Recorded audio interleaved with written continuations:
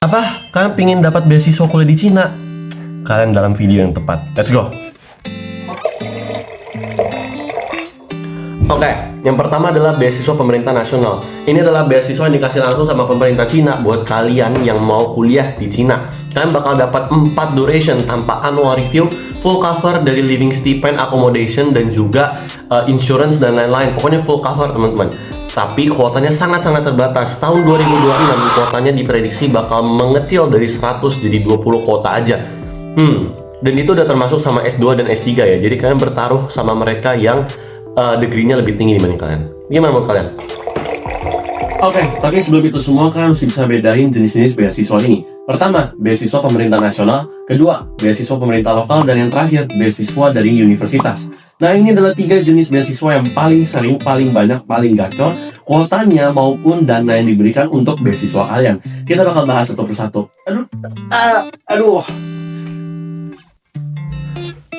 Oke, selanjutnya adalah beasiswa universitas. Beasiswa universitas ini adalah beasiswa yang benar diberikan otoritasnya full kepada universitas kalian. Nah, ini biasanya kuotanya banyak, dananya banyak. Cuman kadang beasiswanya itu nggak se-generous beasiswa dari pemerintah nasional. Kadang yang di cover itu ada 3. Tipe A, B, C. 3. Ini, bukan ini.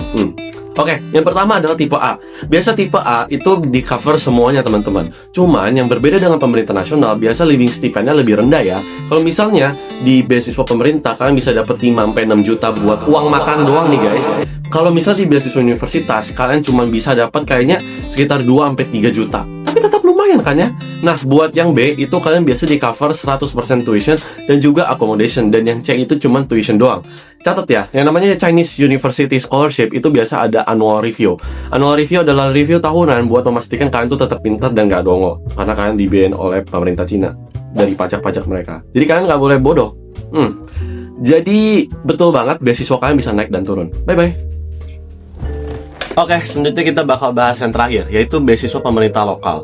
Beasiswa pemerintah lokal ini adalah beasiswa yang dikasih, misalnya kayak beasiswa Jakarta tuh beasiswa Bandung, kurang lebih seperti itu guys.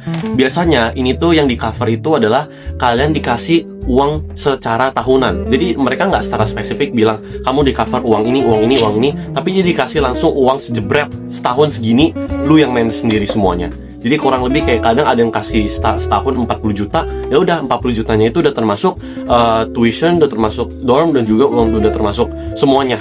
Ada juga yang kasih 80 juta, ada yang kasih lebih, tergantung ya. Dan kalian di beberapa provinsi itu bisa di stack. Misalnya kalian udah dapat dari beasiswa universitas, terus kalian dapat lagi dibanding sama beasiswa pemerintah daerah, itu bisa digabung jadi satu. Tapi ada juga beberapa beasiswa yang nggak bisa seperti itu. Kalian harus riset sendiri ya. Dan buat kalian yang ngincer Chinese Thought, kalian aku saranin buat coba beasiswa pemerintah nasional dan juga beasiswa pemerintah daerah. Baru yang terakhir beasiswa Chinese University Scholarship.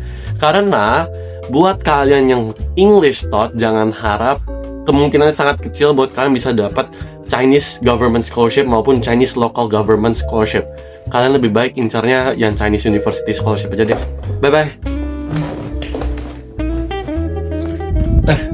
Udah di sini. Oke, next kita lanjut karena aku juga nggak tahu aku mau naruh kameranya di mana lagi. Kita bakal bahas kesalahan-kesalahan umum yang biasanya kalian lakuin kalau misalnya daftar Chinese University. Ini yang umum dulu ya. Pertama, telat daftar. Ini kacau sih guys. Kalian tuh harus tahu bahwa semakin cepat kalian daftar, semakin cepat kalian dapat beasiswa dan semakin besar kuotanya. Jadi, buat kalian yang nilainya bagus tapi masih ngaret daftarnya, ya kalian bakal kehabisan beasiswa kuotanya.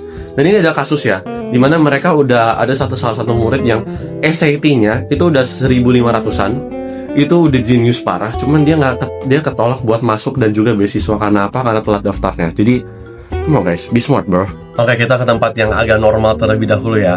Selanjutnya, apakah gampang untuk mendapatkan beasiswa tipe A di Cina? Ini pertanyaan yang menurut aku pasti kalian banyak tanyain. Apakah gampang buat di beasiswain full, alias kan keluar 0 rupiah buat kuliah 4 tahun?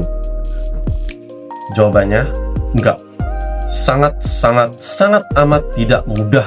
Kalau misalnya kalian masuk di Universitas China tahun-tahun sebelum COVID-19 atau bahkan setelah COVID-19 tapi masih selang setahun 2 tahun, pokoknya di 2024 ke atas lah, itu gampang. Karena apa? Karena masih banyak banget orang yang jatuh tentang Universitas Cina, dan persaingannya jujur sangat kalah sama yang sekarang. Sekarang setiap tahun tuh bisa 2 kali lipat coy, dan kuota beasiswanya tuh ditekan. Jadi orang makin banyak, beasiswanya ditekan. Ya kan, mikir sendiri ya guys ya, gimana cara dapatnya di tipe A. Nah, saran aku adalah kalian udah harus ngomongin ke orang tua kalian. Kalau misalnya aku dapat tipe B yang di covernya cuma spesifik beberapa doang, itu apakah kalian masih bisa berangkat atau enggak. Perhatikan juga sama tiket pesawat dan lain-lain.